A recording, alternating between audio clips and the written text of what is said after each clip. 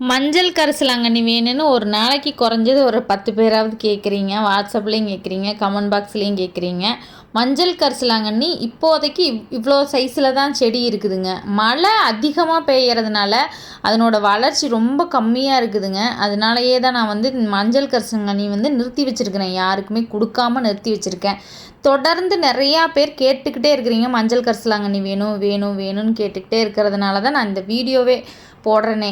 நீங்கள் வந்து இந்த ஹைட் இருக்கிறத பரவாயில்ல, நான் வளர்த்திக்கிறேன், எனக்கு ஒன்றும் பிரச்சனை இல்லை அப்படின்னு நினைக்கிறவங்க சொல்லுங்கள், நான் அனுப்பி வைக்கிறேங்க.